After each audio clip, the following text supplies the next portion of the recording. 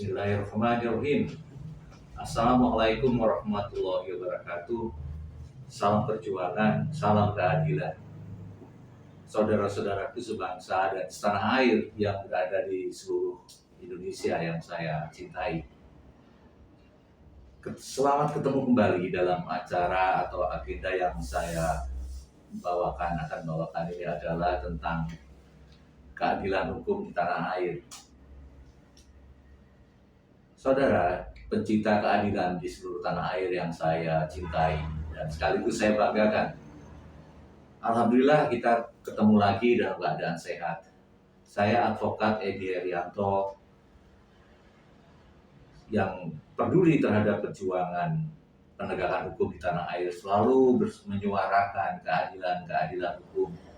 Karena bagaimanapun suatu bangsa, kalau tidak berkeadilan hukum, maka semua akan berdampak luas terhadap kehidupan, ekonomi yang tidak membaik, demokrasi yang memburuk, politik yang makin arogan. Itu yang sangat merugikan kehidupan kita sebagai bangsa, dan yang pada akhirnya sangat mempengaruhi kedudukan kita, apakah kita suatu negara yang tetap terbelakang atau negara yang maju. Saudara-saudaraku sebangsa dan setanah air, kita jelas sebenarnya dalam konstitusi kita secara tegas mengatakan pasal 1 ayat 3 Undang-Undang Dasar kita 1945 mengatakan bahwa Indonesia adalah negara hukum. Sehingga indikator ini, ciri-ciri khas negara hukum adalah di mana semua aparatur negara, semua penyelenggara negara harus menjalankan tupoksinya sesuai dengan ketentuan perundang-undangan. Inilah yang dipersoalkan selama ini, yang kami nilai banyak terjadi bias di dalam praktek-praktek kehidupan berbangsa dan bernegara. Saudaraku yang saya hormati, sekaligus saya banggakan, kalau kita tengok dari masa ke masa, memang penegakan hukum di Indonesia tidaklah mudah. Zaman Orde Lama, zaman era Bung Karno, meski itu adalah masa di mana kita sedang memperjuangkan revolusi, sedang mempertahankan kemerdekaan, tapi hukum memang pada waktu itu belum menjadi fokus, sehingga terabaikan. Penegakan hukum terabaikan. Saya ulangi lagi. Keadilan hukum juga belum dirasakan oleh masyarakat, khususnya masyarakat bawah. Korupsi pada waktu itu memang tidak segila era sekarang, tidak menggurita seperti era sekarang, tapi bukan berarti tidak ada. Sudah mulai juga merebak ya, atau isu-isu korupsi yang dilakukan oleh pada waktu itu Gubernur BI, mungkin lupa kita dalam sejarah, yang bernama Yusuf Huda Dalam, itu pernah menjadi disangkakan dalam tindak pidana korupsi pada waktu itu. Kemudian berganti di era Soeharto, era Orde Baru, ternyata makin terpuruk kita dalam hal penegakan hukum tanah air. Demokrasi kita makin remuk, karena pemilu pada waktu itu hanya formalitas, hanya ritual setiap 5 tahunan, tidak ada berdampak pada perkembangan pertumbuhan kehidupan berbangsa bernegara yang positif. Sudah bisa dipastikan pemilu pada waktu itu yang menang adalah pasti Partai Golkar. Kalau dulu bukan partai namanya, masih golongan karya. Jadi pada waktu itu pemilu hanya untuk lipstick, formalitas saja. Sehingga kehidupan berbangsa pada waktu itu, ekonomi juga tidak membaik, demokrasi makin hancur. Puncaknya 98 Soeharto di demo mahasiswa yang akhirnya terpaksa Soeharto turun atau lengser ke Prabon, digantikan oleh seterusnya Presiden Habibie sebentar. Walaupun sebentar, sebetulnya Habibie mempunyai catatan sejarah yang bagus. Artinya dia mampu dari rupiah terpuruk 16.000 lebih per $1 16.000 lebih, sampai mampu di angka sekitar 6.500. Itu keberhasilan pada waktu Pak Habibie memegang presiden yang hanya sekitar 2 tahun. Kemudian dilanjutkan oleh Gus Dur yang tidak lama juga dilengserkan. ya dipimpin Amin Rais melalui Majelis Permusyawaratan Rakyat. Gus Dur akhirnya dilengsarkan, diganti Megawati dan seterusnya sampai SBY, kemudian diganti oleh yang terakhir kita kenal dengan eranya Jokowi, atau orang memplesetkan bercanda dengan eranya Mulyono. Ini yang membuat kita sebenarnya pada masa era reformasi ini tambah menjadi tidak jelas lagi kemana sebenarnya bangsa ini mau dibawa.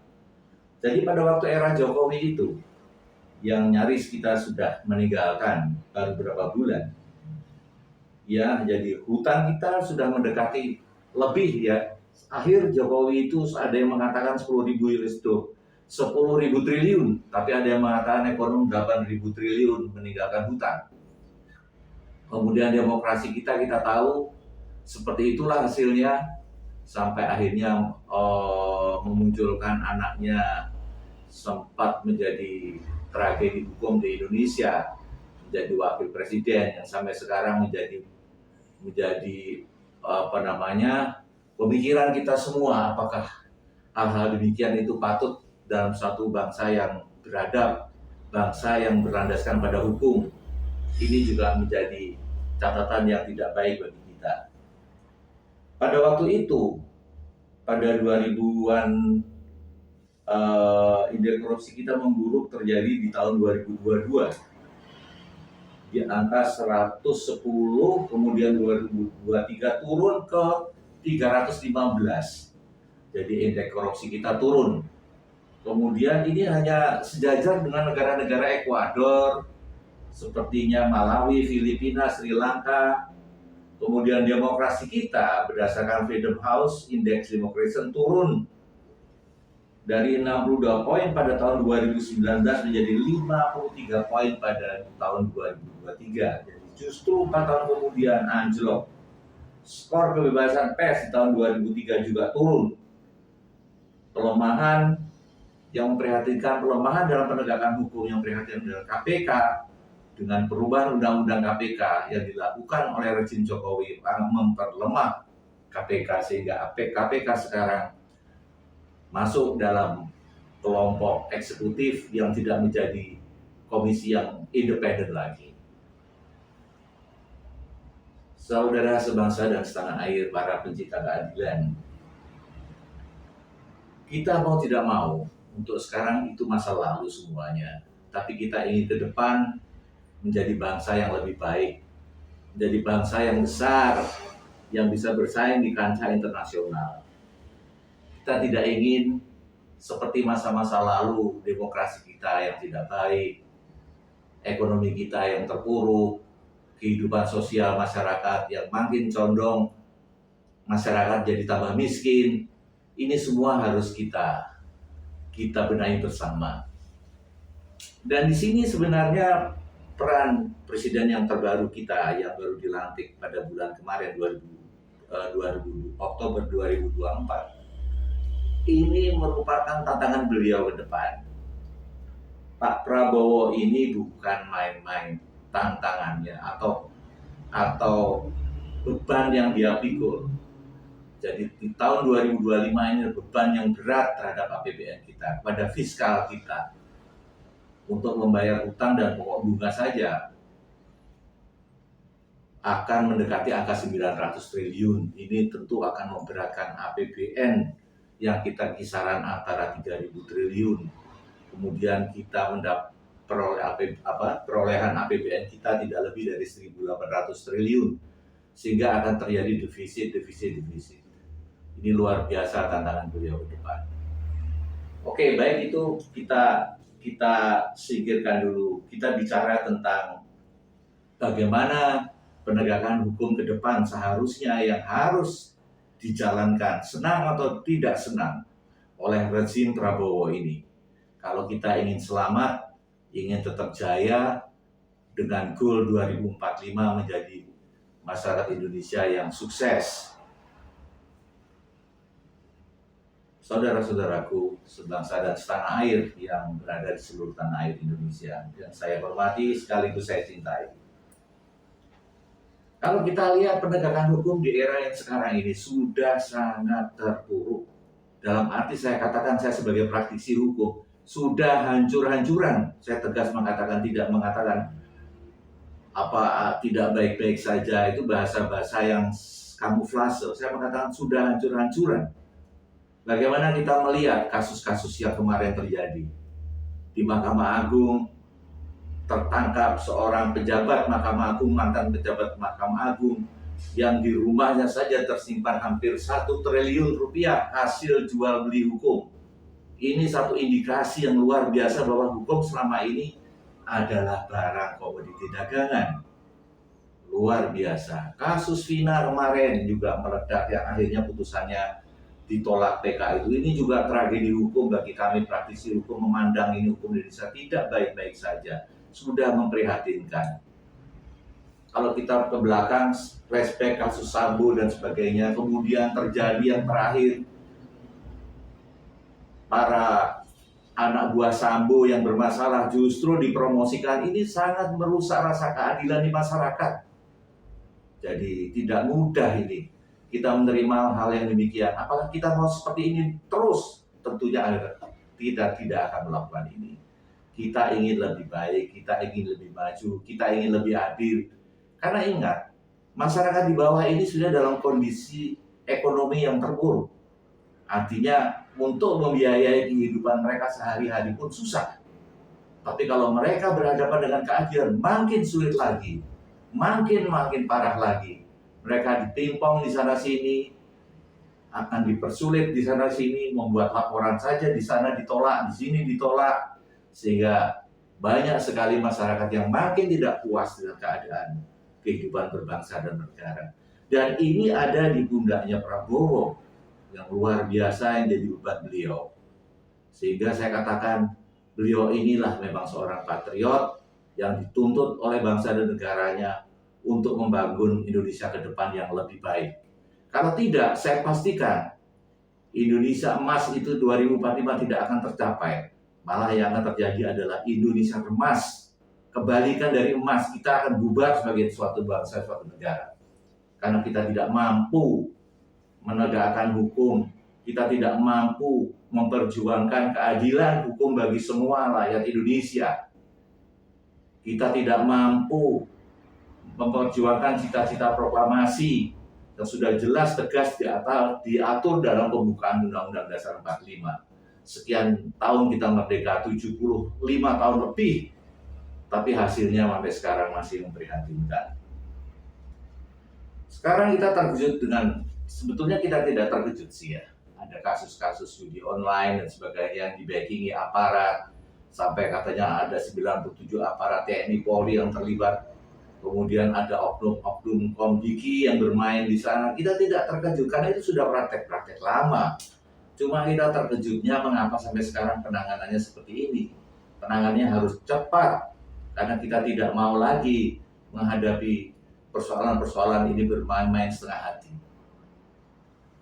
Rekan-rekanku, saudara-saudaraku sebangsa dan setanah air. Bapak Presiden Prabowo yang saya hormati, saya banggakan. Kita dalam situasi begini, menurut saya tidak bisa dengan cara-cara manajemen ordinary. Manajemen biasa, tidak bisa. Kita harus mampu melakukan strategi-strategi yang luar biasa untuk penegakan hukum, pemberantasan korupsi. Tidak bisa kita biasa-biasa. Jadi kalau kita lihat, negara-negara terdahulu juga semuanya mengalami yang seperti ada di Indonesia. Hong Kong satu contoh. Di era Sir Lahore,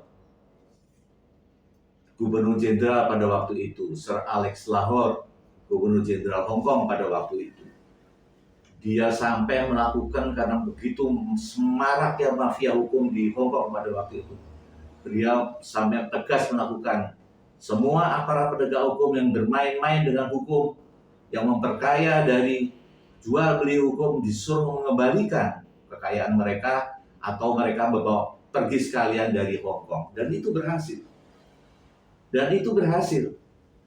Kita harusnya seperti itu. Walaupun sekarang ada rumor, ada berita, ada beberapa di media massa bahwa Bapak Presiden akan mengampuni koruptor untuk asal mengembalikan. Baiklah, teruskan. Tapi tentu ini akan harus dalam satu sistem yang sesuai dengan hukum kita. Jadi kita siapkan dulu, misalnya undang-undang perampasan aset, undang-undang tentang pembatasan transaksi uang kartal, itu semua untuk mencegah. Dan itu mereka kita tuntut mengembalikan harta-harta yang diperoleh dari hasil korupsi itu untuk pembiayaan pembangunan bangsa dan negara. Atau kalau tidak, proses hukum secara tegas. Hukum seberat-beratnya mereka. Miskinkan, hukum sekeras-kerasnya. Itu yang harusnya diambil. Tidak perlu kita ragu-ragu. Tidak perlu kita bicara lipstik lagi sekarang. Ini persoalan yang sudah hidup matinya suatu bangsa dan negara. Alam kita, sumber daya alam kita sekarang ini sudah diocar-acir oleh para oligark atau orang-orang yang tidak bertanggung jawab, yang luar biasa besar yang mereka lakukan. Banyak illegal mining yang dilakukan baik di Jawa maupun di luar Jawa, luar biasa terjadi. Ini dilakukan oleh orang-orang yang betul-betul tidak berdiri sendiri. Tentu ada backingan yang belakangnya itu sehingga dia bisa melakukan pertambangan ilegal yang perkaya diri dan kelompoknya. Luar biasa. Tidak boleh ini terjadi terus-menerus. Kalau tidak, alam kita hancur, lingkungan kita hancur, yang terjadi kemiskinan akan terus terjadi, seperti di negara-negara besar, saya katakan seperti di negara-negara Afrika yang terjadi. Afrika tidak miskin sebetulnya alamnya, tapi yang terjadi karena terjadi illegal mining, korupsi luar biasa, yang kaya hanya orang-orang yang punya kekuasaan di sana. Kita tidak ingin seperti itu. Rakyatnya makin menderita, hidup makan saja tidak bisa. Terjadilah kelaparan di negara-negara Afrika. Kita tidak ingin seperti itu. Akan kesana kalau kita membiarkan, kita akan menuju ke negara gagal. Hati-hati, karena disinilah 5-10 tahun kepemimpinan Bapak Presiden ini diharapkan masyarakat membawa perubahan yang besar, membawa rasa keadilan diperjuangkan masyarakat kepada masyarakat, untuk masyarakat. Jadi menurut saya, kita tidak bisa setengah hati Bapak Presiden. Kita tidak bisa omon-omon lagi. Kita tidak bisa hanya bicara kamuflase, lipstick, tidak bisa kita bicara lagi yang seperti itu. Kita harus bisa langsung menusuk terhadap permasalahan-permasalahan bangsa yang sudah sedemikian, dan kita tidak bisa untuk menunggu lebih lama lagi karena kita makin terpuruk. Sekarang yang terakhir saja dolar sudah di atas 16.000. Jadi ini indikator yang tidak sehat bagi ekonomi Indonesia. Jadi Bapak Presiden yang saya hormati, saudara-saudaraku yang saya cintai sebangsa dan setanah air. Jadi menurut saya sudah benar Bapak Presiden membangun Indonesia itu tidak terlalu fokus pada infrastruktur saat ini, tapi lebih membangun SDM, memberi makanan bergizi untuk anak-anak supaya mereka tidak stunting, ibu-ibu hamil dan sebagainya. Ini penting menjadi untuk sumber daya manusia ke depan yang lebih baik. Tapi ingat, penegakan hukum di tanah air tidak bisa dipandang sebelah mata. Penegakan hukum di tanah air itu sudah hancur-hancuran. Kalau mau bukti, saya akan buktikan. Saya praktisi hukum yang mengalami hal ini sehari-hari. Saya akan sampaikan bukti ini apabila memang ada jaminan bahwa ini akan ditindaklanjuti. Jadi penegakan hukum kita tidak hanya ada di pusat, tapi sampai daerah itu bermasalah. Baik itu di kepolisian, kejaksaan, pengadilan, itu bermasalah, biangnya di sana. Bahkan dunia advokasi juga mengkontribusi itu. Jadi saya juga prihatin melihat dunia advokasi, rekan-rekan saya yang kebetulan sekarang juga ada di kabinet Bapak. Yusril, ada Dirich, ada satu lagi itu Otto Hasibuan, yang akhir-akhir ini justru memunculkan organ tunggal. Saya bercanda, nggak organ tunggal sekalian, jadi cuma nyanyi-nyanyi doang begitu loh. Ini saya katakan mereka ini orang-orang yang konyol, yang males mikir. Mestinya yang bicara ke depan tuh bagaimana RUU advokat itu dirubah sehingga tidak bisa kita single bar, multi bar, tapi dalam satu wadah sehingga organisasi advokat makin sehat. Kalau advokat sehat, polisi sehat, hakim sehat, jaksa sehat, tentu penegakan hukum akan lebih baik. Ini sebenarnya yang kita mulai benahi bersama. Kalau tidak, nonsens semua itu pembangunan. Karena semua bermasalahnya ada dari penegakan hukum yang buruk. Bapak Presiden yang saya hormati, saya memang menyampaikan ini dari rasa hati lubuk dalam yang paling dalam. Sebagai anak bangsa, saya prihatin terhadap nasib anak cucu saya ke depan, anak cucu kita ke depan. Kalau berkehidupan berbangsa dan bernegara yang tidak adil, berkehidupan bangsa dan negara yang tidak fair, memunculkan ketidakadilan, ini akan menjadi menuju satu negara gagal yang bisa memunculkan chaos. Ya harus diingat, di negara-negara yang demikian ini terjadi di mana-mana. Baik itu kemarin di Suriah itu terjadi ketidakadilan sekian puluh tahun, akhirnya terjadi pemberontakan melawan pemerintah. Akhirnya seperti ini terjadi di Irak dan sebagainya. Itu munculnya dari ketidakadilan, dari rusaknya penegakan hukum, dari berkuasanya orang-orang yang memperkaya dari kekuasaannya itu. Ini sudah tidak wajar. Jadi kalau kita lihat orang yang punya kekuasaan di sini luar biasa kekayaannya, itu mestinya malu, tapi mereka tidak malu. Mereka tidak malu, mereka bangga. Dan masyarakat juga saya lihat permisif. Ini kan jadi persoalan yang serius ini. Ini harusnya Bapak berani mulai tegas untuk mereka mengembalikan harta-harta hasil jarahan itu untuk kita gunakan untuk pembangunan nasional, untuk kesejahteraan masyarakat. Jika tidak, kita harus ambil langkah tegas buat mereka. Demikian Bapak Presiden, apa yang bisa saya sampaikan ini. Saya mempertanggungjawabkannya dan saya siap untuk memberi masukan pada hal-hal teknis untuk kepentingan berbangsa bernegara ke depan demi kejayaan kita bersama. Demikian, wassalamualaikum warahmatullahi wabarakatuh. Salam keadilan.